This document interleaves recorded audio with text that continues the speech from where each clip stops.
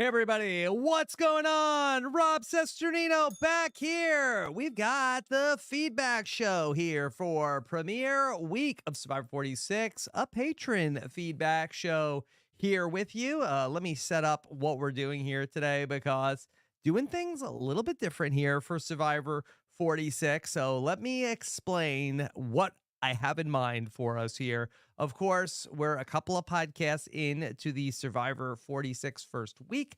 I was with Franny right after the episode for the post-game show. We had our exit interview, talked to Stephen Fishback on the know-it-alls. But this season, I wanted to not duplicate things that we were doing here on the podcast. So in Survivor 45, I did a Survivor Q&A, took patron questions on Friday. That is this podcast. But now, this is the feedback show. We're taking your questions, we're taking your voicemails, and we'll hear from the patrons, and we'll do that every week here on the patron feedback show. On Monday, I'll still do a podcast. And what I've done is I've sort of like sorted out. The feedback show used to be one show. We'd talk about the strategy, we'd talk about the wacky, and it'd be all in one show. I've sorted it out. I've said, let's put all the strategy here with the patrons. People can call in, they can ask their questions. We can get in the weeds. And then on Monday, let's get weird. Okay? Monday, Club Condo. Chappelle will be joining me all season long as we look for the fun. As Mike White asked Jeff Probst, is it fun? We'll find out on Mondays here as Club Condo kicks off on Monday. So strategy today, a little bit of a mullet on your weekend of business up front, party in the back. This is the patron show. You can send us your voicemails, send us your questions, call in. Let's talk about what you have to say. This is the People's Podcast here today as we get into everything about Survivor 46. You can also post your questions here live in the chat. Here we go. Dapple says, Rob, putting in work several days a week. Yes, absolutely. 24/7 here on RHAP. Okay. Tara says, boo strategy. Yay, nonsense. Okay. Shout out Courtney. And so, look, if you don't love strategy, look, we got Monday coming up. Club Condo, not to mention everything that's going on over the weekend with the B&B, Why Blank Lost, and Survivor News. I believe it's already out with the Purple Pants podcast. So got all that going on. Let me also just quickly mention tickets for Chicago. For our patrons, this is the last call. I believe Sam Moore had told me we were down to, Sam, how many tickets are we down to? 50. What's the number? 50. 50. 50. Okay. Out of 800 seats, 50 are left. The public has the link. So patrons, please. I hate getting the message from people like, but I wanted to come. Okay. We're getting close to it. So if you are holding out, if you're on the fence, then don't mess around. Okay, people. Okay. All right. Let's take some questions. Nolan had been on hold, and let's go to Nolan, and then I'll play a voicemail. How about that? Here's Nolan. Lots of people filing in here, so let's get to your questions. Nolan, what's up? How's it Nolan, going? you're on with Rob Sesternino. What's going on? What's good? Do I sound all right? You sound great, Nolan. How are Awesome. you? Nolan is I'm taking a doing break. amazing. That Nolan has been binge listening to Rob and Akiva Need a Podcast and is up to what, episode 103-ish? 105. I'm at the Wow. mailbag of 105. So Hey, almost I'm at getting truck there. 108. We're getting there, and with the spring reality wave coming in, it's going to be a lot more challenging to get those listened to. But I'm up for the challenge. Okay, it's going to be a fun RHAP this weekend. Uncle Kiwi and I already recorded part 1, and so we got a big part 2 coming up later on this weekend as we are on the search for RHAP's most interesting listener. Awesome. I set the deadline by Chicago. I want them all listened to. I better be caught up by then. So we'll see. All right, May 8th. Okay, Nolan, what's happening? Not much, man. I'm excited as always for a premiere of Survivor. I will say the build up and the excitement didn't really have that because of Australian Survivor. I was in the weeds of that, but Australian Survivor has been exceptional. Great week 5. We're not doing Q&A. I was originally going to podcast with Shannon Gus this week and do a check-in. I think maybe next week we're going to do the check-in with Shannon, but I am chomping at the bit to talk about the Titans and the Rebels. yeah, it's been great. I mean, beginning of the week, no spoilers, but it's been awesome. Mhm. It's been firing. But It got yeah, better as the week went on. yeah, it did definitely. Tough L Um, earlier in the week for the people that say Australian Survivor much better than New Era Survivor. yeah, I had I got my buddy to jump in on this season, and I was hyping it up, and he's only watched the first week, and he's like, "This is awful. What is this?" And I was like, "Just keep Mhm. watching. Just keep watching." Keep going. Keep going. Um, Okay. Well, but first yeah, you got your no, mom to watch, and then now you're getting your friends to watch. trying to. You're a It's great evangelist of Australian Survivor, Nolan. I I've gotten one so far. I've gotten one convert to U.S. Survivor, one convert to Australian Okay. Survivor. All right. Well, But let's talk U.S. Survivor because that's what we're here to do. yes, yes. Yeah, no, premiere day. It was off to a hitch. I was so excited, ready to watch it. Um, I I have my gripes, right, and I'm ready to air them out. Go for it. Um, What's your gripe, Nolan? do we need Sweat and Savvy anymore? Are we over it? How do we You feel know what? about? Yeah, I hear you. Like I think that this has been, of course, with talking with Jeff, I think that this has been a week where we're really like kind of taking stock of like, okay, what do we like in the new era? Like, what could we phase out? I'm not really sure what we're buying. Okay. Do you mind? Aaron is on hold. That he says he's ready to defend Sweat and Savvy. Oh yeah, bring him on. I love Okay. Aaron. All right. Here's Aaron. Aaron, Hi, how are What's up, you? friends. Aaron? I'm really good. How are you? Hi, Nolan. Hi, Rob. Great. Aaron is here to defend Sweat and Savvy. Okay, so let's hear the counterpoint. Why is For Sweat and me? Savvy bad? No, I want to hear from Oh, Nolan first why it's bad. I mean, the things that I don't like about the Sweat and Savvy is what we got in, especially 44 and now 46, where there really wasn't much of a choice. Someone was always going to be losing their vote in some way. And also it's 6 Well, hold seasons. on. They don't lose their vote on Sweat and Savvy. Or I'm sorry, I'm thinking of the journey, but Sweat and Savvy, my bad. I'm jumping ahead. Yeah, Sweat and Savvy. I mean, it's just we've seen all outcomes of it. I Yeah. found myself kind of just, we've seen it from time and time again. It's a tough task to do. It's a hard puzzle to solve, you Yeah. know, and I Okay. feel like it's just ran its course. And maybe, Yeah, let me pile on here, Aaron, because it's also I like feel attacked, I but feel go like ahead. I feel it's 2-on-1 now because I feel like that.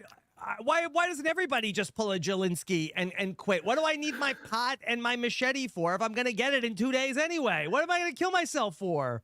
Like they said that Jelinski, he got like 1,000,000 cuts on his feet and it was horrible. Like Yeah. I just did the marooning challenge. I got another immunity challenge in 2 days. I got nothing, no supplies. I'm gonna kill myself for the pot. Like I get it where it was like, all right, Geo and the other guy Ryan. that they were like, okay, Ryan, they're gonna I just gotta dig up, like find like a coconut in the sand. Okay. But I'm gonna like kill myself for the pot and the machete? For what? I wouldn't be signing up for it. I know that. Uh, I would do Savvy for sure, but yeah, keep me away from Sweat, 100%. Yeah. Okay, so Um, why is it good? I am, from the perspective of somebody who is watching the show, I think it serves its purpose beautifully because it sets up each of these two tribes and really has both of them faced with a decision. We love Jeff and his decisions, but we learn so much about both of these tribes, both of the people who are stepping up to do these challenges. And I think more kind of significant than the tweaks and ins and outs of what would make it a workable or like pros and cons of each individual challenge. I think they serve their purpose beautifully as storytelling devices and character devices because we learned so much about Jelinski. We learned so much about Q. Okay. That's fair. That's fair. I think that it speaks to an issue that potentially there is in New Era Survivor, where I think that their biggest fear is that what if nothing's happening? What if it's boring? okay, so rather than the possibility, it could be boring because now we've got only 26 days. So we Yeah. really got to fill these days up because what if we have like a dud or 2 days? It's like, all right, we're going to make sure there's an activity that's planned that we're going to be able to show because maybe with 3 tribes, maybe it's boring. I'm showing 3 different tribes making their shelter. So, okay, one tribe will show them building their shelter. The other tribe will show them doing this task. The other tribe will show them doing this task. And then that's sort of like, okay, especially we've got to fill these 2 hours. So I think it ends up coming a little bit, it's less about the gameplay. And I do think it's more about, okay, how do we like program the first episode? On the On Fire podcast the other day with Yes. D, Jeff mentioned one of the game designers told him that the best games are not themselves interesting. They make the people playing them interesting. And I think that perspective really shows here. Yes. And you know what? And in fairness to you, Aaron, I do feel like that in terms of like the things that we got out of the finale or the premiere, Jelinski breaking the hourglass was a pretty iconic moment. And like Incredible. It was probably the best Sweat and Savvy moment of the new era. Yeah. Nolan, what do you think about that? Well, I mean, he probably just thought it was gonna reverse the outcome of the challenge, right? Yes. I mean, that's what he was thinking. Turn the time back. Yeah. Okay. All right. Sense. Nolan, all right. So you don't like Sweat and Savvy. Maybe that changed your mind. Anything else that you wanted to talk about? Well, I did want to. I brought up the journey, kind of jumped ahead there too. But hold on, can I, Nolan? I have to interrupt you here for a second. That's fine. Michael in the chat lets us know just got a notification to watch Elsbeth on Paramount Plus. Yes. Okay, everybody, check it out. Elsbeth now available on Paramount Plus, available to stream anytime on Paramount Plus and CBS. She's a bit unconventional. We need to get someone on the podcast to come up with a magnifying glass. So. Every so often, every 20, maybe Sam pops up. Yeah, that'd be great.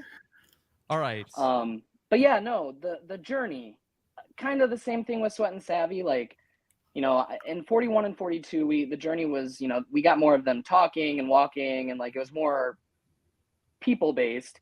Now it's more advantage based. And what I brought up earlier was like, now we're forcing people to end up having to lose their vote, like in 44 and here in 46.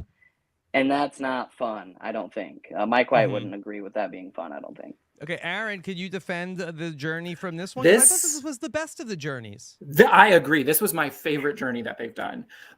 And for reasons that, like, for the same reason I'm defending Sweat and Savvy, I think it was so well designed in that it was a simple, I mean, maybe not simple to explain, but it was a simple game to play that showed so much about Maria, so much about Tevin, so much about Jelinski. Yeah. And I do not think that it was a lose-lose situation for Jelinski.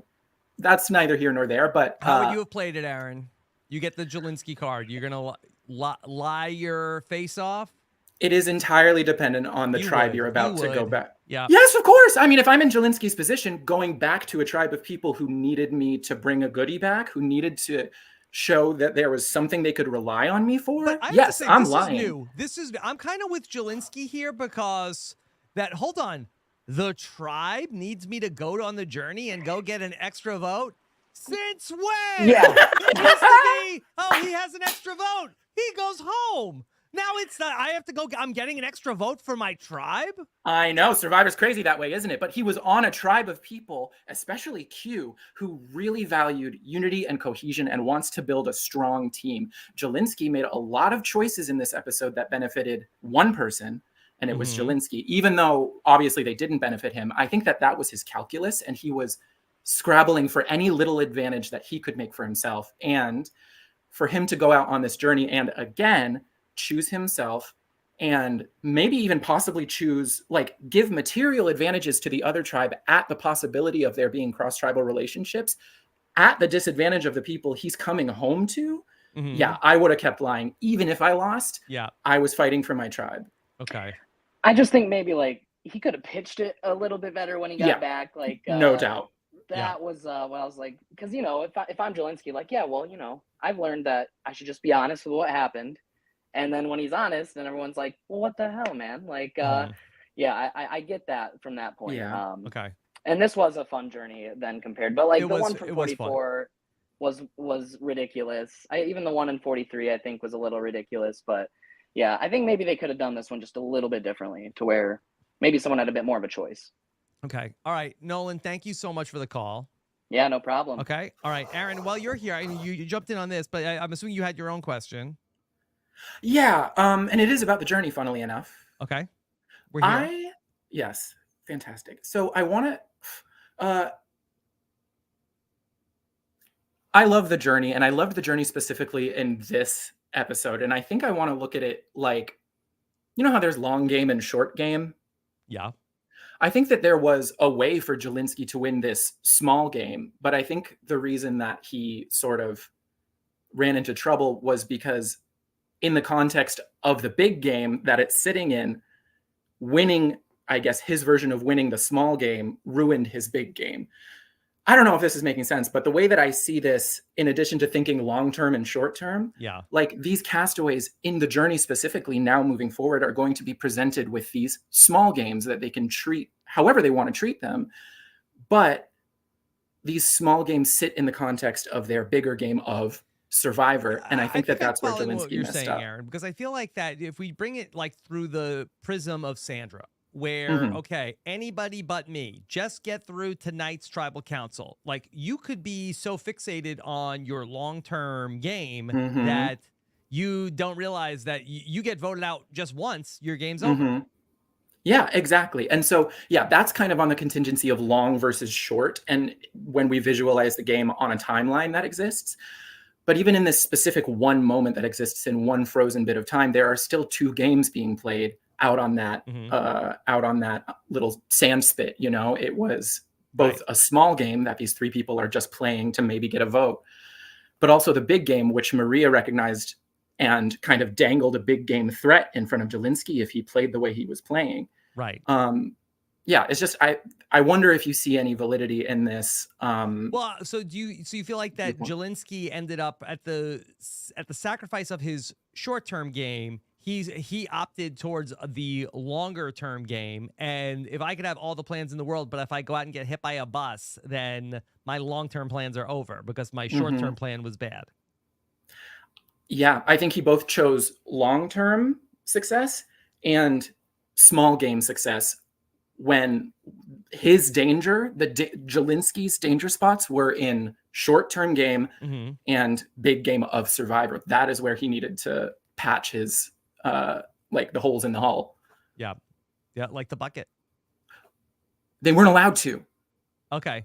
Yes. According to Jelinski, he said they weren't allowed to. You know, he said that they were. He said it just couldn't be done. Like, well, I asked him to stick your fingers in the holes. Like, he said that the bucket, you couldn't get your hands around it.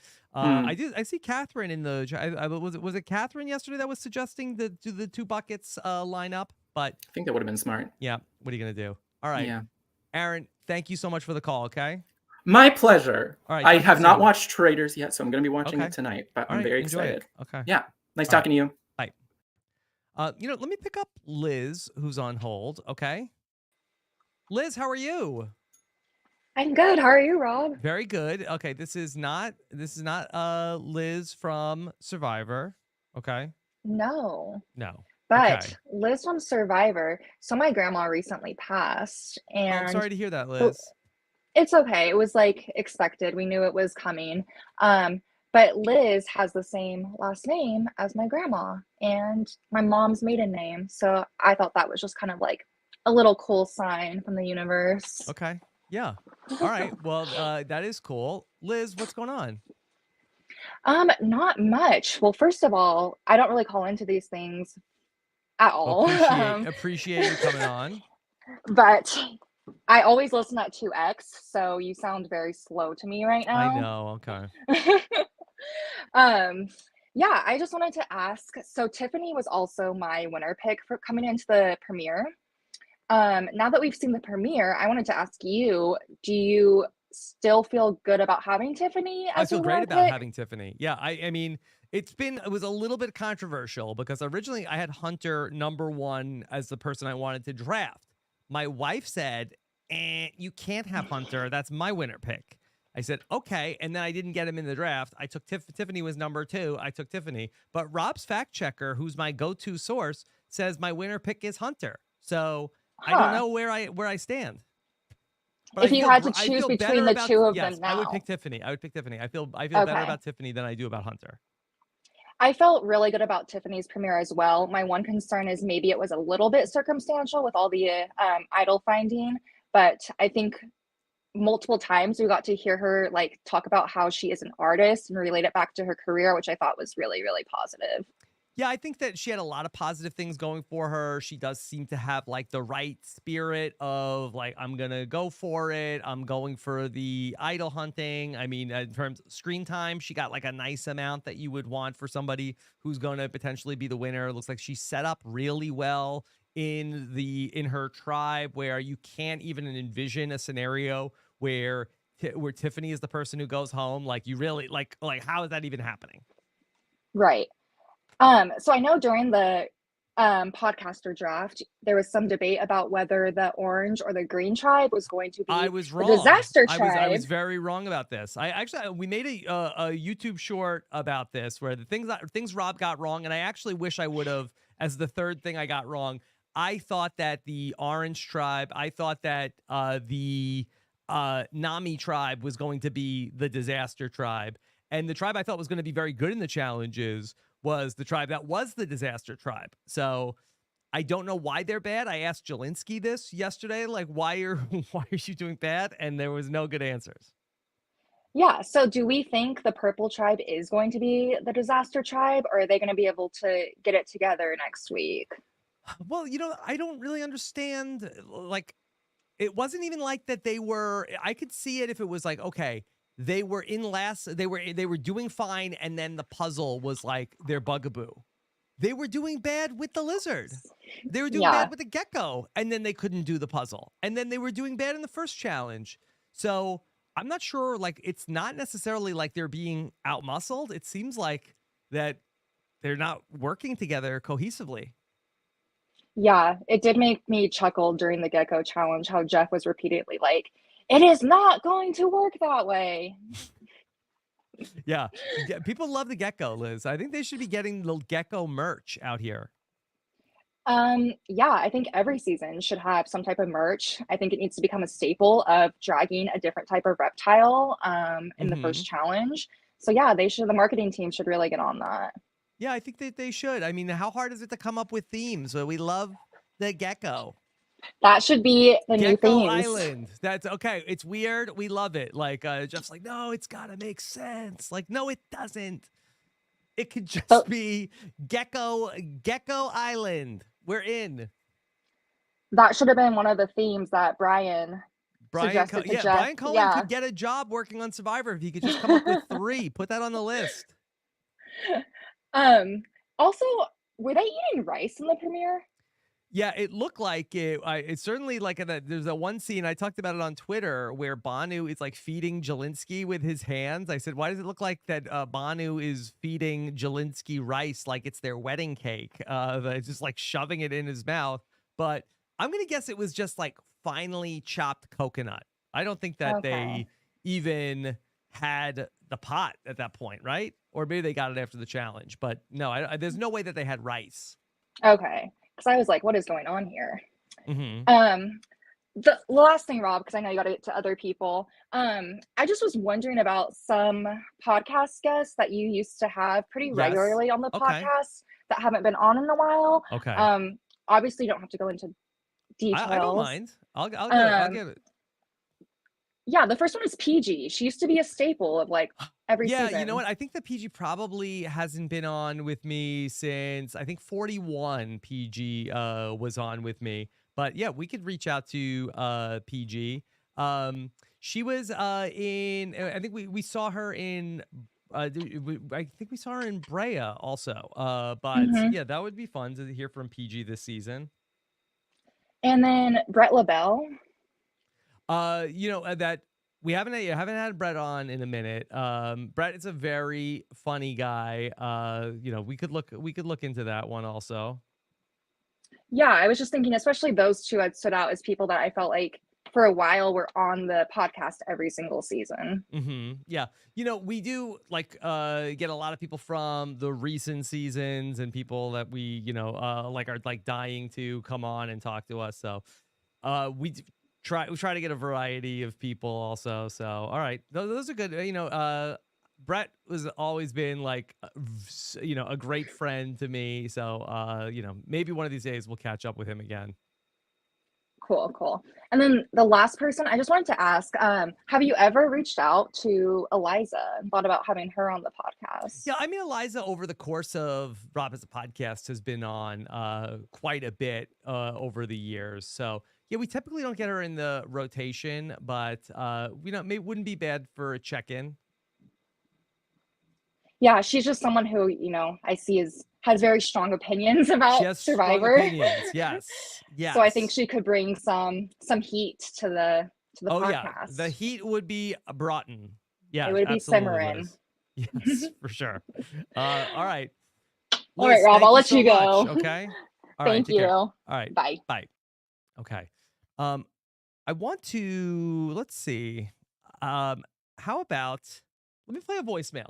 Just because I just want to show people. Send in your voicemails. robisawebsite.com/voicemail each week. Also, robisawebsite.com/survivor questions. You could send in questions as well, but then we'll get back to some people on hold. Okay. Let me play a question. This is from Jeremy has a question.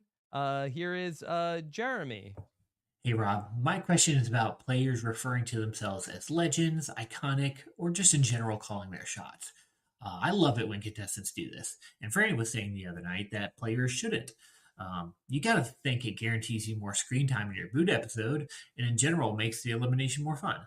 I'll take the Jelinskis and the Drew Christies of the world over forgettable, humble contestants like Katrina Radke or Brendan Shapiro. Am I missing something here? Shouldn't we be encouraging this? I bet Jelinsky is thinking himself that he's already more memorable than most pre-merge players. Yeah.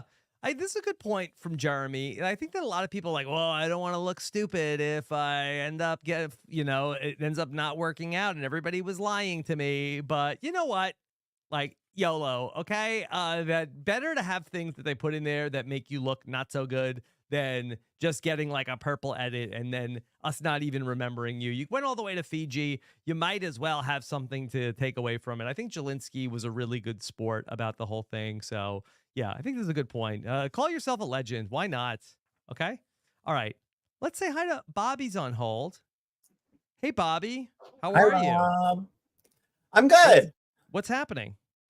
Well, I loved Survivor. I feel like, again, we're overwhelmed with how many shows are out. I also reality shows. Yeah, I mean, what other shows are there's other shows? Like, I don't. Well, I wasn't sure if you meant podcasts. Well, that as well. I mean, that is also all I consume now. My life has changed and I am ruined forever. But I'm happy. I was listening to the Franny podcast, and I thought very similarly. I typically, how do I describe this? I love the preseason. Do you know the musical 25th Annual Putnam County Spelling Bee? I do not. Okay, the premise is it's a bunch of adults. Mike Bloom? Yeah, a bunch of adults play children, and they are at a spelling bee. And there's a woman who hosts it. And a recurring theme through is like, it's my favorite moment of the bee. She loves every part of it. And that's how I feel about Survivor. We're in the preseason, and I'm like, oh my God, there's so many possibilities. Anything can happen. And then it's like a cold open. And then it's the monologue of my dreams to give, and it's like so good. And then I'm sobbing at the Jeff opening monologue. And I wanted to kind of talk about that, and it kind of bleeds into the strategy. But I think how Jeff speaks and sets the tone at the first mat is so important. And that's like why I loved the themes. I think. Can I just add something? So I actually recorded a podcast with Mike Bloom earlier today. And I texted Mike last night. I said, hey, Mike, that I know you got the B&B coming up this weekend, but is there any chance that you have stuff from your Fiji notebook that you haven't had the opportunity to dump out? Because, Bobby, you know me. There's food that's going to go bad in the refrigerator. Like, got to eat it by tomorrow. It's like, okay, Mike Bloom has all these stories from Fiji. I'm just worried we're not going to get them into a podcast. So I recorded with Mike Bloom. It's going to be, we're going to put it in the patron feed. Okay. So he can like speak candidly. And so Mike Bloom is going to give me his stories from Fiji. I love that. I love Be that. on the lookout for that, for the patrons. Yeah, I'm in a group chat with everyone from the Survivor game that I played in the woods somewhere. And I always send the backstage photos, and I'm like, this feels illegal. Like, I love that stuff. So that's going to be really exciting. I'm very happy about that. Okay. Sorry to interrupt you, Bobby. Oh my God. Interrupt me or you won't talk. I loved Jeff's monologue, and as a person who's very like, oh my God, Carolyn, Marianne, like I get it. Yeah. I love to hear that my uniqueness will be good, and not like a first boot energy. Your blind optimism, as Jeff said. My blind optimism, which I do leaning into the voicemail. Call yourself a legend, call yourself an icon, because I'm going to be calling myself an idiot if I'm playing. I'm going to be like, oh no, I'm making all the wrong choices. I think that actually that delusion in a confessional is probably good for your ego out there. Mm-hmm. Yeah. And sometimes, it's a self-fulfilling prophecy. Yeah. Speak it into existence, bro. You're on an island in Fiji. Like, things are weird. Mm-hmm. Right. But I loved that monologue. And I think it bleeds into the strategy of like, you want to be what people expect you are. Your uniqueness, like why you were cast, is a good thing. Yeah. And when you deviate from that in the game, or you try to hide parts of your personality, I think it sets you up for failure. And I think like there were obviously other factors at play, but Katurah hiding her job, I think that is an element of a removal from yourself that you can't be full. And like, right. And so I think Jelinski in this moment was seen as the like, what are you? Like, if you're going to volunteer to sweat and then you quit, like, what are you doing? And then you go on the deal and we're like, oh, so then he's the schemy guy. Maybe he's a Cody. Maybe he's like the guy who wants to talk to other tribes. And then he folds there. It's like both like Maria and Tevin, I feel like read that as bad energy, and then he goes back and it's bad energy. And I think there's something about playing your archetype really well. And I think that's what Ben is doing. I could not believe, first of all. He's doing great. He's doing great. But the draft was low on Ben. I blew it. I blew it. And I was kind of higher on Jelinski. Yeah. 100% vibes. Can I give you my Jelinski analogy? Tell me if you think this is apt, okay? Jelinski was kind of like a adorable rescue puppy, and it's like, okay, let's bring him home. Look at his paws. Oh, he's gonna be so good. And you get him in the house and he's tearing everything apart, and they're like, after there's 2 nights, they're like, all right, we have to take him back. We can't do this, that he is destroying this place. Interesting you went dog. I feel like he's such a cat. Okay. I would say I think Jelinski, someone who's like, I watched every season 3 times. I know the meta. This is my dream. I think you get in your head a little bit too much there. And I think when you see your tribe and you have Jess spiraling, and like you don't actually have to do much. You don't have to address the meta in this moment. You have an exception. Well, I think that being the super fan, I do think hurt him in terms of like, hey, I need to do everything. It's like I'm in Disney World. I gotta have this. I'm gonna go. Let me go on the journey. Let me do the sweat task. How much did your wife like that? No, not good. Let me put me in the puzzle. I'll do the puzzle. Like, I've been waiting to get here. I guess I see that, but I think it's like, if we went to go on a journey and we get there and it's a game that we've never seen before, and you're already thinking outside the box of, I'm not going to lie, I'm going to tell you the truth. That's a red flag to me.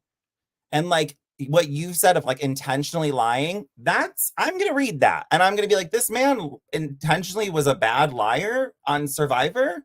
He's 6 foot and kind of scrawny. Why? He has to be a liar. Like, I would think, I'm not going to go back and be like, oh God, this guy's a bad liar. I'm like, this guy thinks he can pull off out of the box thinking. I would just go play the game, have fun. It's like a little game night with 3 friends. Yeah. See you later. An extra vote. How often does that work? Well, I was saying that's with Steven yesterday about like, if Jelinski lies to you and say, and then you get, snookered by Jelinski. Are you mad at Jelinski or are you mad at yourself? I'm not mad at all. Why am I on the journey? Like, if I'm there, I should have known. He why did am that I even thing. there? I know. I wake up. That's what happens. I wake up. I'm Yeah. like, oh God, thank God I don't go on the journey tomorrow. But no, I think doing big box out of the game moves, if they're in front of people, is weird. I think it's like, it shows that you want to play, and I don't think that's good for anyone to know. Yeah. Like, I'd rather you just be a person who lies to me in a mini game about having the skull, because I was there and I know it was random. Like, I don't think you're immoral in some ways. Yeah. But all right. But that's not everybody though. Well, that wouldn't even be me, Rob. I'd probably be spiraling out there, like being like, I don't want to play. I'm so sorry. Like, I can't say I would have done better. Stop going on the journey, people. You don't want to go. Don't go. Don't go. More bad comes than good. Okay. Yeah. Bobby, anything else? Not too much. I just think I love the different tribe dynamics. I love Tim's buff, and I love him clocking the women. I feel. Oh, I loved that also Charlie failed Savvy. I know he didn't intentionally do that, but I think that was really good for his game. Yeah. Okay. That's a good point. I haven't heard anybody say that yet. That, Charlie comes back. Why win ace things? The puzzle. We did like, it.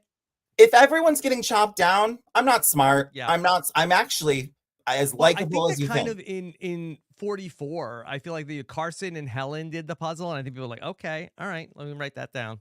Yeah, but even then, Carson was slow, and it was counting like 6 rings. It was like not. This looked complicated, or like Jenny counting triangles. Like, that's threatening to me as like a puzzle. But like, yeah.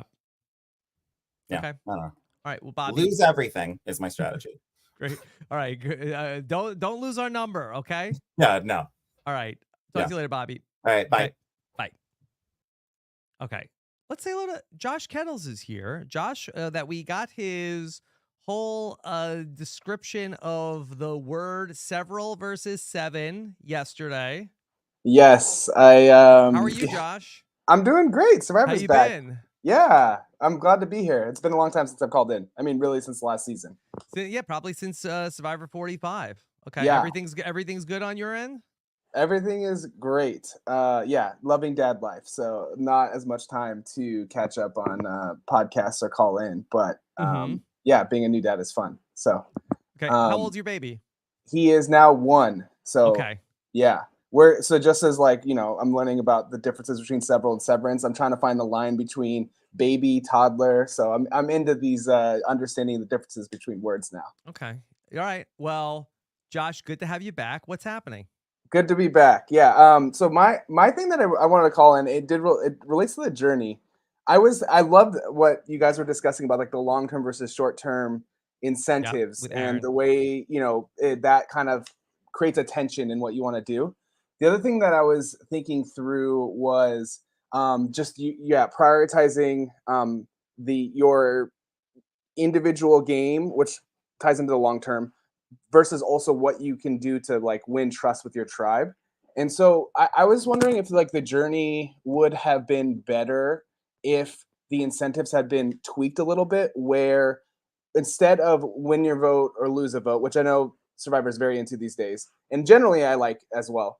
But what if instead it was to win rice for your tribe? Or, because I just feel like if you're in that Jelinski spot, if you're in the liar spot, it's almost like I think there's very little to gain by just going full send and being a complete liar. I liked your idea of like maybe even being, the pretend buffoon. I think you have a good point here where it's like, okay, you're asking me to lie to strangers, but you're also like asking me to steal from strangers. Like, that's like you're asking me to like I don't know if it's cheating because that's the rule of the games, but it's lying and stealing. It's like it's 2 bad things. So where if I'm just like lying and like if I do a thing, I'm getting this other reward that I'm bringing home to my people. that's one thing. Because I also think it probably creates like on paper, I was like, I don't know, the rice, it's a little like, who cares? But it's kind of like really fostering, like, I did this for my tribe. It's really like fostering, and maybe they want less of that. Maybe they want more like cross tribal pollination and less like tribe allegiance. But yeah, that it was like twofold of like, maybe if he gets it, he just gets an extra vote. But the fact that it was going to be Maria loses her vote if she guessed wrong, like, I think that like I think it would be fine if like Tevin loses his vote, but if he doesn't get picked, if he blows it. But for Maria, the guesser, to lose her vote too, like, it was a little bit like, that it was like a double whammy. Yeah, I really can empathize with him. I feel like folding him there was not a horrible call. I think like I liked your galaxy brain idea of like maybe just pretend to be bad at lying, and you could, that might check more boxes of what you can gain from the situation. But it's tough to think of that on the fly. Yeah, no, exactly. That's what I'm calling a galaxy brain idea. Like it's not something I would expect. That's all I have. Yeah, no. Well, that's why I try to come here too, is with the most contrarian galaxy brain ideas. Well, I appreciate it because that makes for good podcasting. Yeah. I don't have this episode. Okay, this is maybe my most, not like my broadest take in general though, is like this episode felt fine. I think Jelinski, the Rise and Fall of Jelinski, was a great story to tell in one arc. It almost feels like Survivor Fiji, where like they lost that one person before the season started, and then there's 19 people instead of 20. This kind of feels like, okay, we just had this Jelinski story. Now there's just like the rest of the season is just 17 other people and what they're gonna do. Like it feels like, I don't know, a prologue of sorts to the season. But I think my broader sense of this like finale or premiere was like, man, it's just kind of boring now. The same things over and over again. I kind of like the tweaks they were doing. Josh, little things. I feel like that you're usually pretty high on the show. I'm a little surprised. No, okay. I mean, relative. I should say relative. I love Survivor. It's still like I'm gonna be sat, every Wednesday night. Like I'm not complaining. I do like Survivor. I think in general they make a lot of great decisions. I just think like they gotta mix it up. The three tribes, the Sweat Savvy, the Journey. Like it's becoming almost like fuzzy in my brain, who thinks about this stuff every day, like which season was which and which thing happens. And I feel like I just was like expecting some unique twist. I really like have like stopped resisting the like, okay, they're gonna just keep doing it this way for until they get bored of it. And I feel like the more people complain about it, the more I feel like that they're like, we gotta do it. Like, no, you'll see, we're right. But eventually they do get, they'll like say like, oh yeah, like we got some feedback that people didn't like this. Okay, like let's try some. Oh, we could try something new. Yeah, you're right. I will refrain from like being too negative. You can. I was a little surprised. Yeah, like, yeah. I feel like that you're usually to me, my perspective on it, Josh, is I feel like that you're that you. I know you think about it a lot, so I feel like that you come up with the like, okay, well, here's actually what is interesting about this, and I feel like that since you're at the point, you're past that. There's nothing left to get out of this. I don't know. I'm not saying nothing, but I just think that this was the one that I'm not gonna say it broke me, but like this is the one for some reason it just felt like, okay, we're really, there's no. But I think it was also the best one.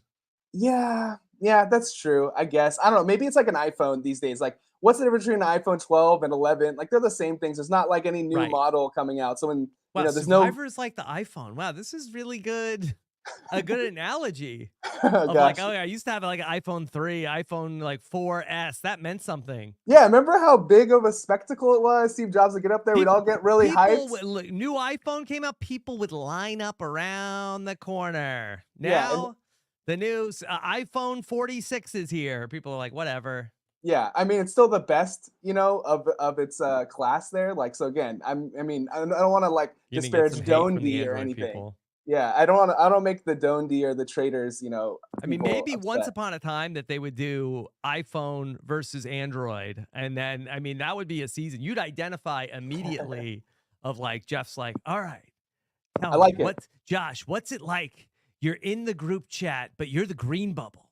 Yeah, immediately, Jeff, I would have to, create a separate group chat just to be able to send the appropriate gifts disparaging the person with the green Mhm. bubble. But yeah, I mean, it's easy. It writes itself. Green tribe versus blue tribe. Yeah. Yeah. But I just think, yeah, that's what I feel like. It's like I get it. it's not like, I don't know. I don't know. So I don't want guess to I be was a complaining little negative. surprised, Josh, after last season they did sweat versus savvy, or like Yeah. when they were like went head to head.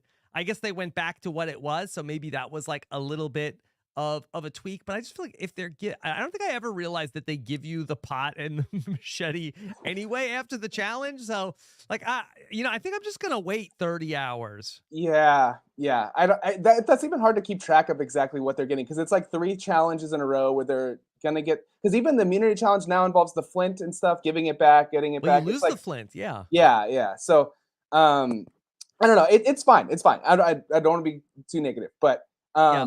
I think the speaking of the Savvy challenge, I thought this was the best version of the Savvy challenge they've done as far Okay. as the TV product. I kind of in line with what Aaron was saying about just thinking through it as like what the viewer. I think that like counting triangles is not that like You can't spectacular play for along us. with that. Yeah, At least this was like, okay, there's a thing. You have to go underneath the thing. So I kind of like that we knew what they needed to do, but they didn't. I do yeah. think that is like, as a TV viewer, I think that's pretty good when we know something that they don't know. Yeah, yeah, exactly. I'm on the same page. And I also think that this was very escape roomy, like Yeah. where it just felt like if I was in an escape room and this is a puzzle that was put in front of me and I solved it, like I would feel so good about myself. I'd be like, "Oh, this is very cathartic." Like that was solvable. Now maybe it was a little bit too hard with, the circumstances they were under. I don't know. But I think that like that felt more less like just like a raw logic problem, or like last Yeah. season where we saw it was like a gimmick thing where you had to figure out with that Well, ring, like how to do it. Like, I don't know if there was like some sort of like context clue in the thing where it's like, everything you need is under this thing, like where that there was like in some, maybe there like some additional clue like in the clue that maybe it they didn't did highlight. it did say, everything you need to solve it is right underneath this, so Yeah. that was like, I mean, I don't know exactly how people would put it together as like to dig underneath the sand, but like Mhm. it reminds me of like Salvation Lies Within from like what's that, the movie Shawshank Redemption. Like, Mhm. just like clever thing in hindsight. I'm sure they probably didn't even know the solution until they were watching it last night, because it was Yeah. only It's like, them who did oh, it's that. under the thing. Yeah, exactly. It was there all along. So Okay. I don't know. I like this one. Okay. All right. Well, all right. We had basically the Jelinski prequel to the season, and now Yeah. we're ready for a new 2 hours on Wednesday. Wait, there's 2 hours again this Yes, Wednesday? Josh. I didn't know Yes. that. Are you? Okay. Is that good news or bad news? That's great news. Yeah, that's great news. And Yeah. then we go back to 90 minutes. Okay. Yeah, great. Perfect. Yeah, I think Okay. I wonder if this would have been better as a 90-minute premiere. Like, I think if it would have been a little bit tighter, but it's Yeah. again not here to complain. Okay. All right. Josh, anything else going on? Last thing I'll say is just Ben was my preseason winner pick. Really? What'd you see from Ben that made you feel so good? I Are so you a rocker guy? I am not a rocker guy. I do have 2 twin cousins that are front women for a punk rock band who are very Okay. talented. That is my only connection to rock and roll music. It's not Sayonara Picnic, is it? No, I don't know what that is. They Okay. probably do, but yeah. So I love Ben. I thought that he was, he has the authenticity thing, the like camouflage thing that you've talked about. Like, people aren't going to pick him out as like, top 5 threats of the season, Yeah. immediately. But Okay. he seemed very aware. Like, I just think the self-awareness aspect of how he was talking with Mike in his preseason interviews was just like, Mhm. he just seemed to very much understand. And then I think this is another piece too. One thing that I think people really get caught up is they discount other people's strategic abilities. So they think that the things that they're going to do are going to be so novel. They're going to be so genius out there. I'm going to do this. I'm going to do that. Like, I have rules for how to play the game. What he was really like expressing in his preseason interviews was like how much like everybody is coming in with and he was like describing the perspectives that like what was reflected in other people's preseason interviews. And so I just really thought that like he has a lot of empathy, more under the surface than is apparent. And so Ben was my pick. Okay. Bobby says musicians know people. Okay. Yeah. All right. They know the soul. All right. Josh, thank you so much for the call. Okay. Talk to you soon. All right. Sounds good. Thanks, Rob. Bye. Okay. Take care. Bye. All right. Let me dip back into our voicemails here, and let me play another one. Let me just look at my list of the actually, I closed that tab. So let me go to Catherine, and then I'll do a voicemail after that. Catherine, Hi. how are you? Good, thanks. What's So happening? not not much. Still teaching curling on Wednesday nights, but it got canceled because it was very rainy and windy here in New York and too warm, so I didn't have. But this coming Wednesday, we'll see. So I Okay. can't always watch Survivor when Survivor's on. But the one thing I wanted to say is I'm really into geckos. So I had a gecko at one point in time, a pet gecko. Really? I have How these big? little, I have these little tiny. Let me see those. Let me put you full screen. Okay. Let's look at your geckos. Oh, so you have some little, like, what are those, like, stuffed? Yeah, they're little stuffed with And sand. Flash Gordon doesn't like get those and like, He would play with them, but he wouldn't destroy them. He doesn't destroy oh, toys. He's very gentle with his toys, does not yeah. destroy them at all. Unless he's trying to get to food. If there were food at home. Carmela has never met a stuffed animal that she does not want to destroy. Yeah. And there are dogs that are like that and other dogs. Mm-hmm. So anyway, so I was really thrilled with the gecko challenge, except it seems so dangerous to me. That thing weighed so much. I'm just thinking it could have crushed someone. I don't know. I just don't like challenges. For instance, I never liked the one where they blindfold people. Oh, well, I don't like that either. But So I even don't know. it just looked to me that when that thing was coming down, they're crawling up there, and of course they're pulling and pulling, and that's wasn't the right strategy. And Jeff's saying it's not the right strategy. They're not hearing him, which I'm sure is difficult to hear, and with all the Yeah. other noise going on.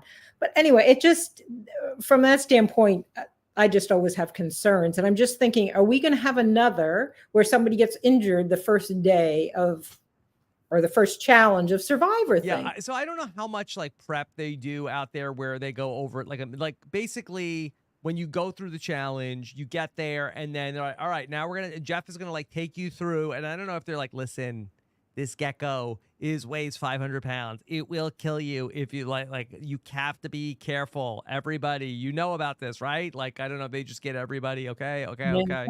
okay. Like I worry about with like the giant ball where it's like, it takes Yes, like yes. 5 people to push the ball. It's like, okay, Yep. you the ball slips and then somebody gets like pinned under the ball.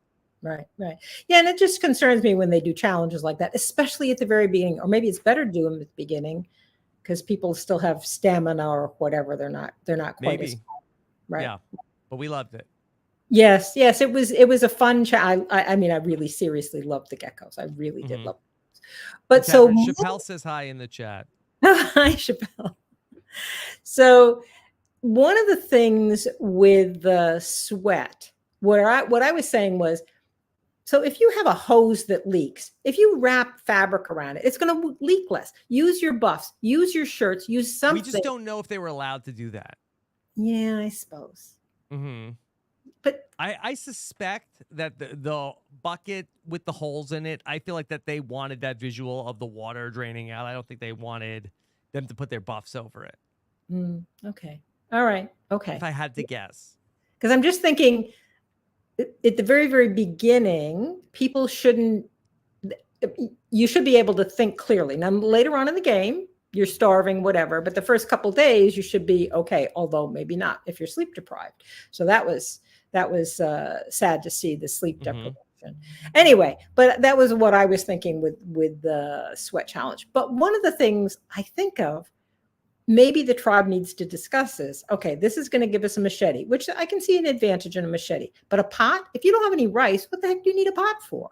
Yeah, they don't have to boil the water. You don't have to boil the water. They've already taken care of the water. Toast some coconut. Right. Well, or you just eat the coconut raw. I mean, there's nothing wrong with raw coconut. So anyway, unless again you're allergic to coconut, then you have a whole other thing.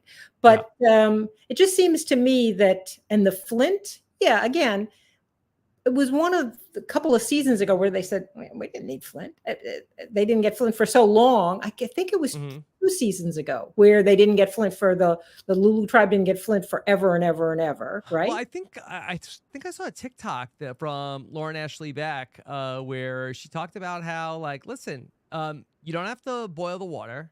Right. You get a lot of clothes now. Yep. Not having Flint isn't the end of the world. Right, right. So why should you exert yourself to haul this water in holy buckets back and forth and back and forth? So I think that almost as a tribe beforehand, you say, is the labor that we're going to go through? Because first of all, it's going to be strong people are going to do it, Yeah. right? And then they're going to be worn out to lift the 500-pound gecko or whatever the challenge is going to be. Is it worth doing? But I'll say, it's hard because you don't know these people where in your own like friend group, you could say like, look, okay, let's talk this through for a second. Like, do we need the pot that bad? Should we just maybe like, okay, go give it a shot. But if it's too hard, don't exert yourself. And then people are like, oh, this guy, look at this. This guy has no work ethic. Can't believe this guy is saying we shouldn't even try the sweat challenge. Yeah. Yeah, that's true. That's true. Yeah. So I think that this does speak to what Aaron was saying in the top of the show, where, it does say something. It is a personality test to some degree, no matter what they do. I do think that they are making them impossible, though.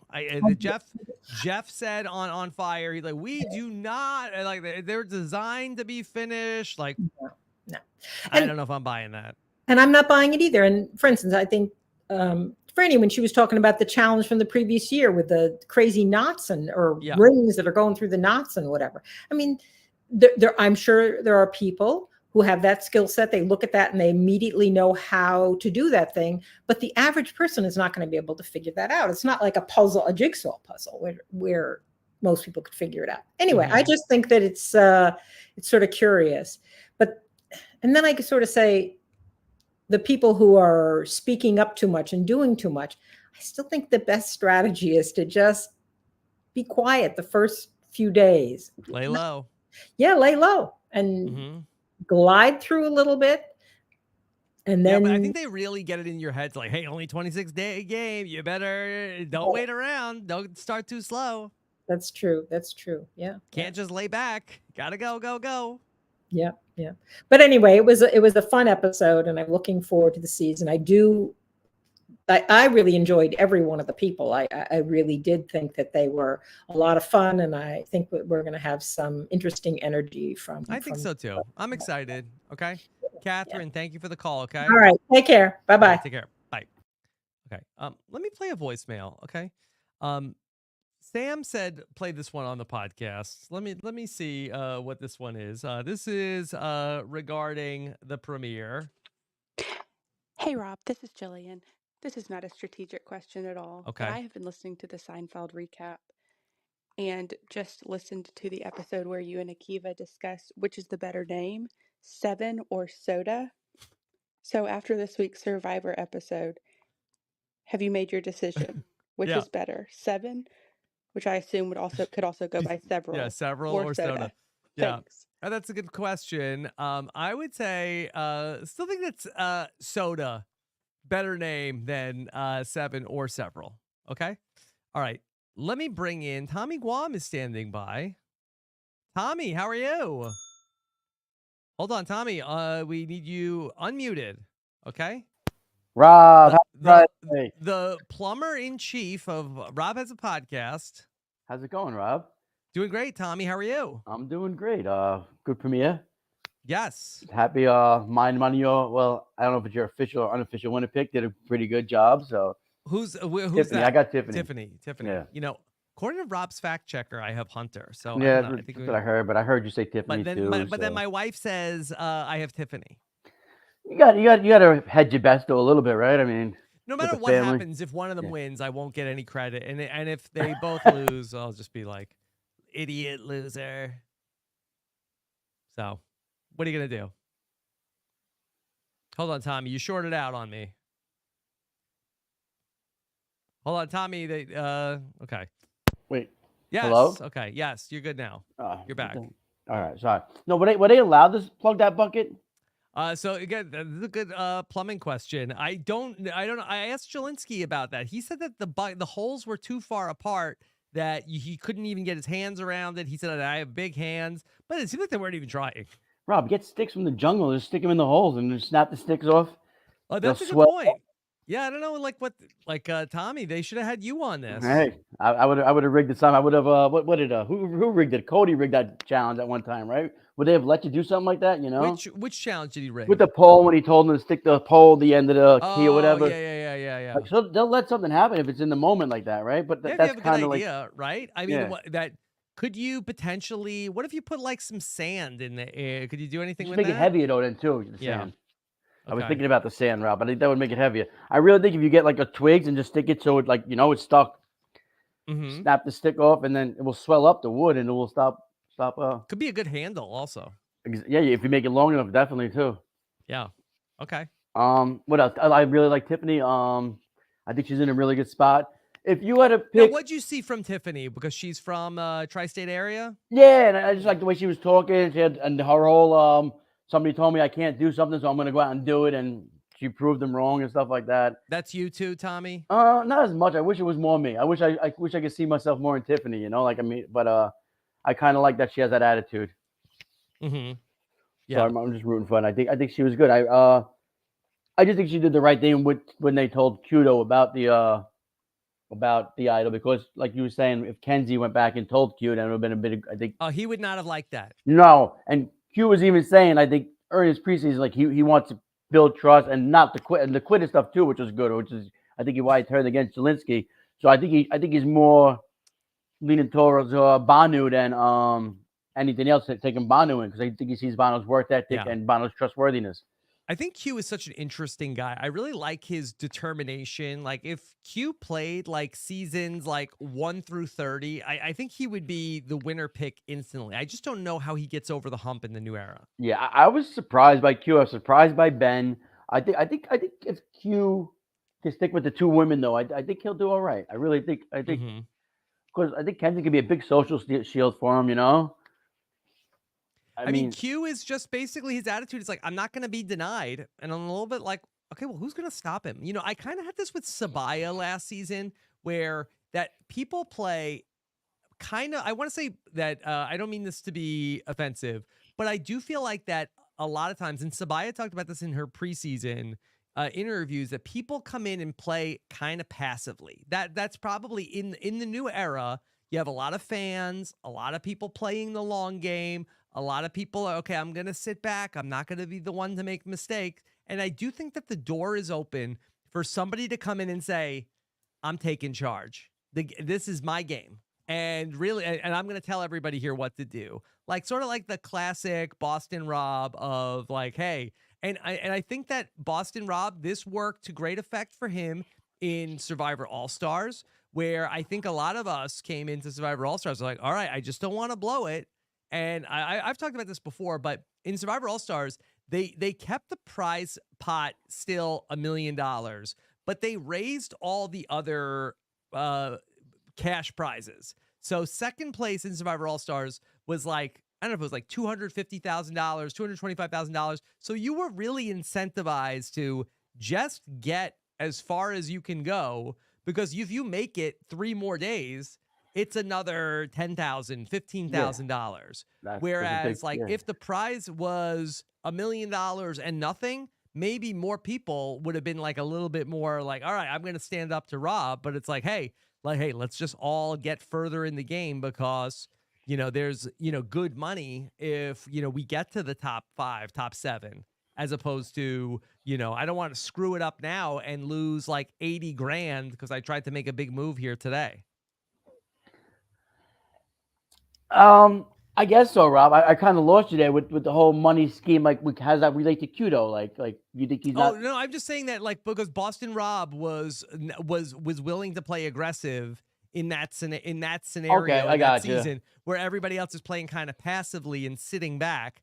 I don't think that these players now are sitting back because they're collecting prize money. Got you. They're sitting back, I think, a little bit more because they know the show so well. It's like, hey, I'm not going to make a big move that's going to blow it for me. Yeah, you're more willing to sit back and wait till day 20 to make that big move now, instead of trying to gain more momentum early. Yeah.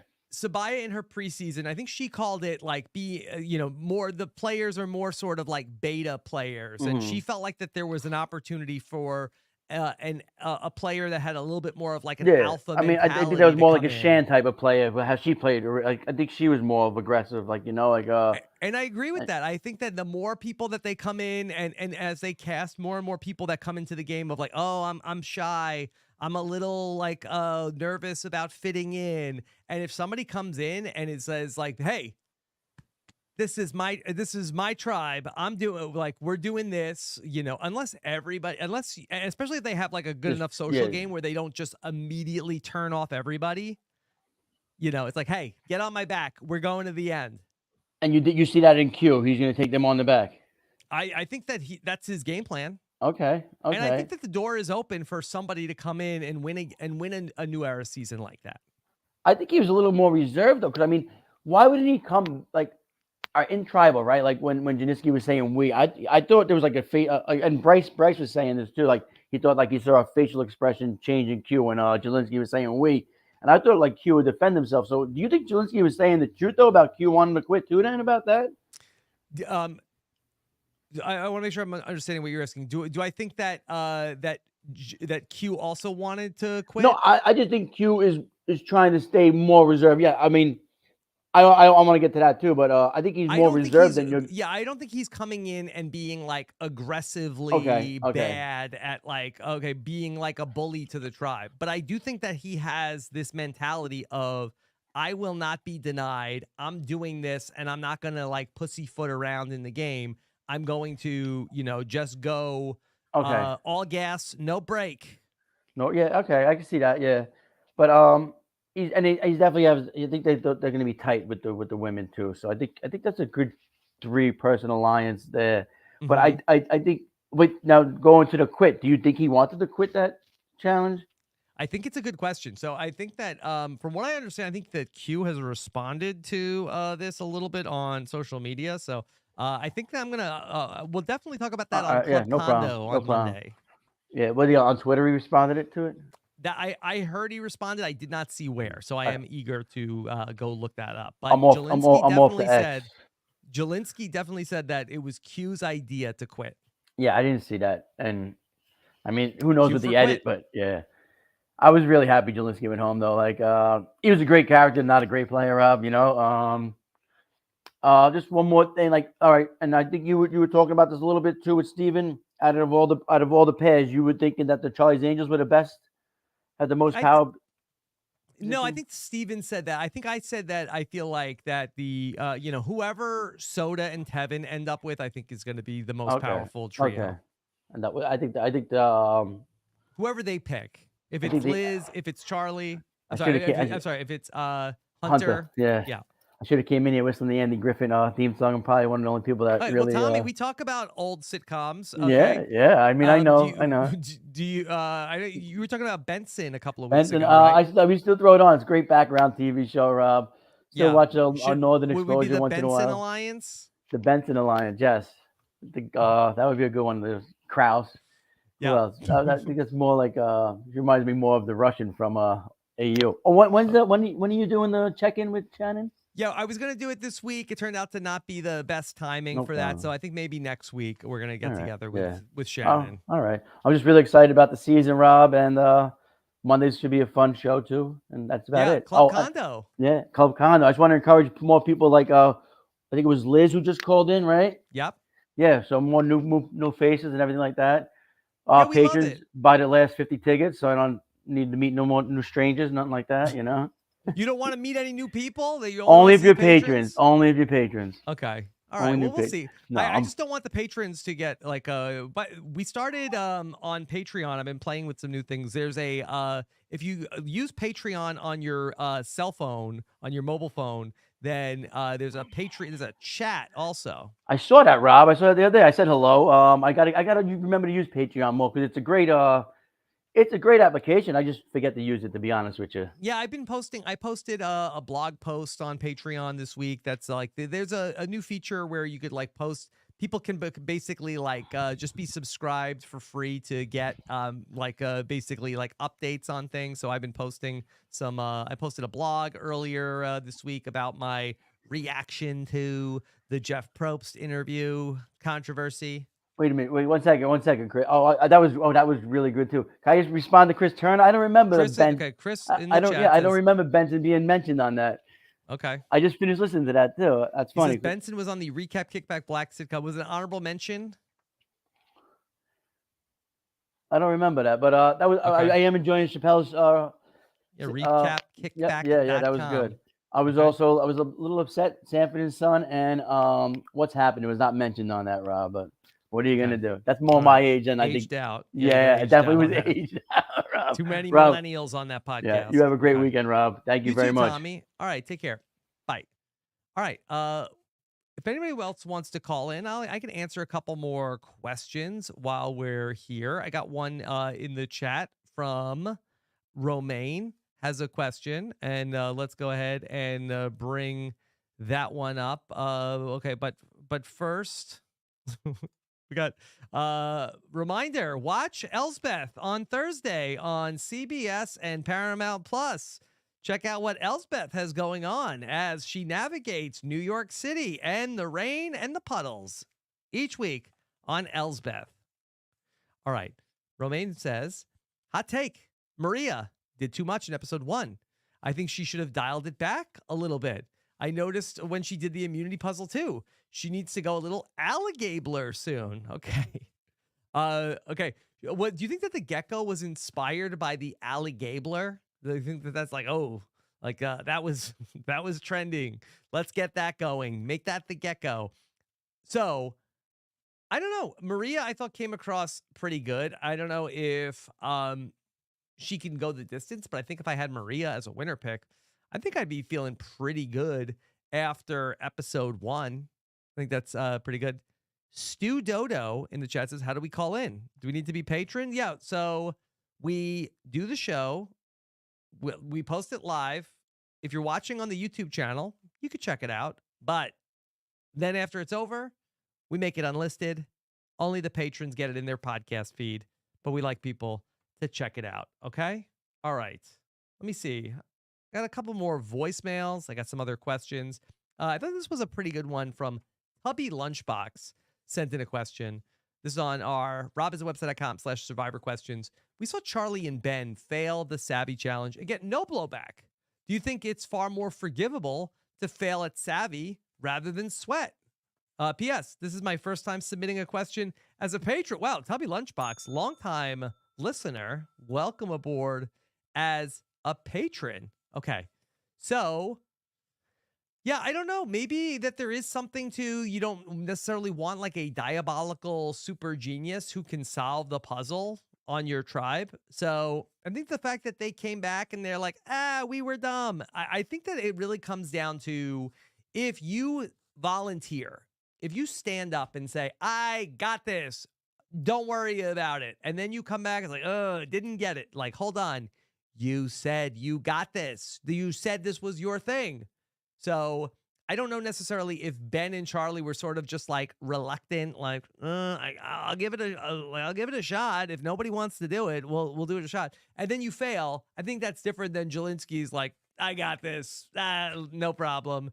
Look, we're hard workers. We're not giving up. And then you come back, and it's not even that we failed, is that we gave up. Like I think that probably it's a little bit more of a disappointment. Rainer asked, in the show, it seemed like Q decided to vote Jelinski out and convince the girls of that plan. Assuming Banu and Q are locked in, is there a world where they leave the girls out? The girls vote Jess, and Q and Banu get Jelinski out anyways. It makes it a 3-2 dynamic. Should they head back to Tribal? Again, assuming Banu was solid. Q, they call it QBJ. That's Odell Beckham Jr. QBJ win out on the next vote. At worst, they have a 2-2 tie with 4 people left. I don't know if that would be the best move for flexibility. That Rainer, with all due respect, I can't see why Q would want this over. I mean, he got everybody to vote out Jelinski anyway on this 5-0 vote. Can't see why that would be more optimal to blindside Kenzie and Tiffany just to get out Jelinski when they got out Jelinski anyway. Okay. Got a question, a voicemail from Jessica. Let's play this one. Jessica has a question about Liz. Here is Jessica. Hi, Rob. This is Jessica from Washington State. I wanted to Sounds a little bit like this could be Liz. Okay, this could be Liz's burner. get your opinion on Liz's decision to decide to share with her tribe about her being a successful businesswoman and owning several businesses. Now, it can appear at first that that might have not been the best strategic move, but in your opinion, can you think of a way that that might benefit her down the road at all? Is that somehow a good strategic move?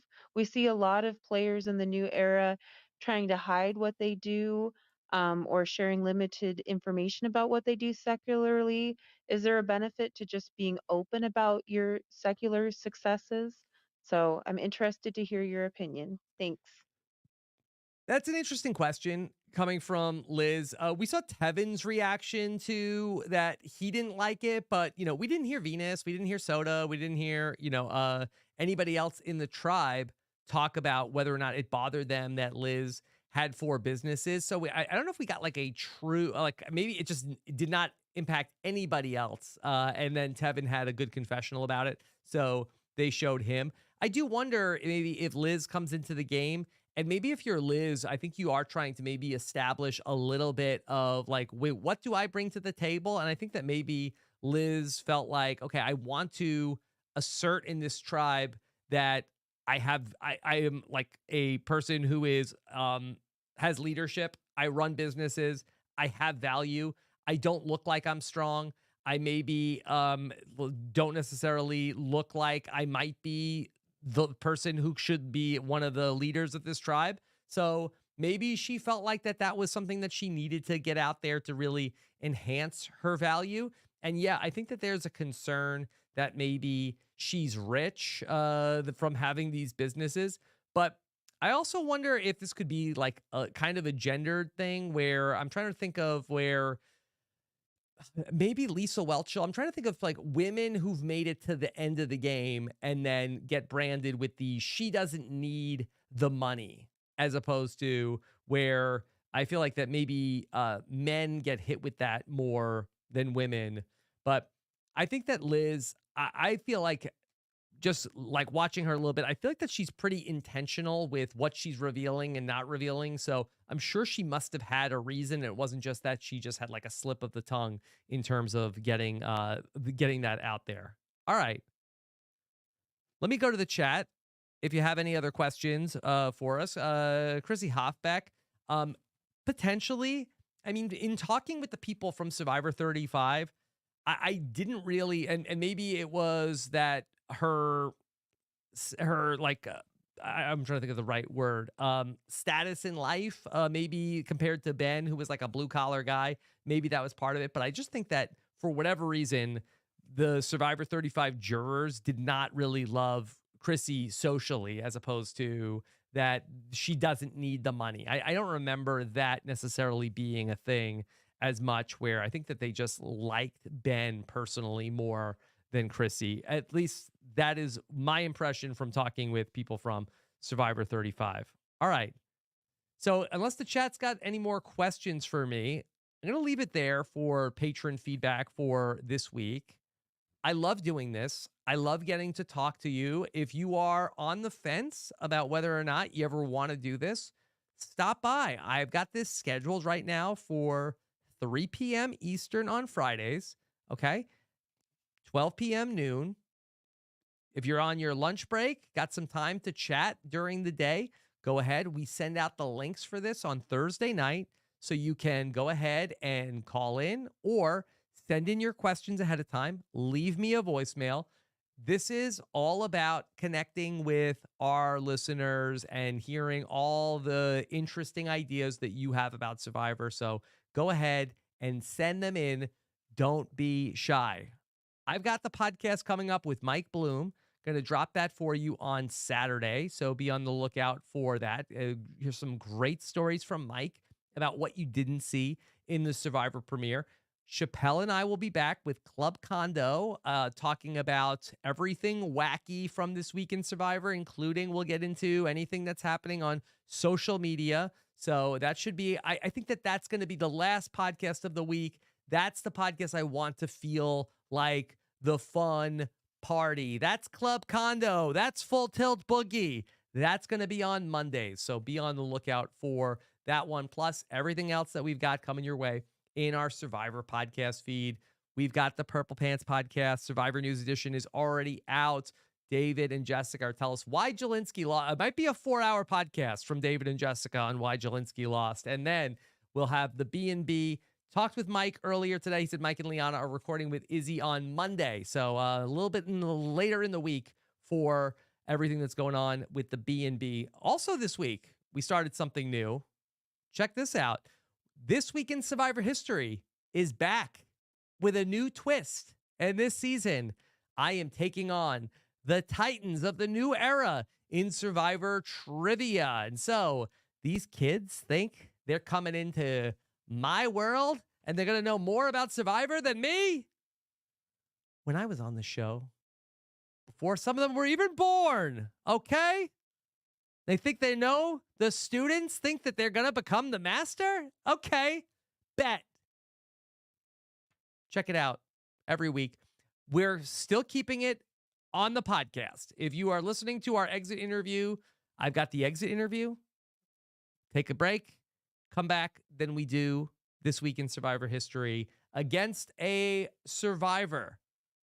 We have broken it up, though, on YouTube. You can go ahead and watch our exit interview, and then we are posting the trivia, as its own video. Both of those coming out on Thursday. Last season, we tried it with, we were doing the trivia after the exit interview, but I got feedback from people, and I really do try to listen to our feedback from our listeners, that if people clicked on like a 36-minute video and it's like, ooh, 36-minute interview with Caleb. All right, here we go. And then after 15 minutes and 30 seconds, like, all right, Caleb, talk to you later. Bye. And then here comes Jordan Kalish. I got the feedback that was not a good experience for people. Okay. So we're trying to listen to our audience, and we're breaking up trivia and the exit interview on the video. On the audio podcast, that's all still going to be the same way that it's always been. All right. So thank you so much for checking out the Patron Feedback Show. Appreciate having the chance to talk with so many of you today.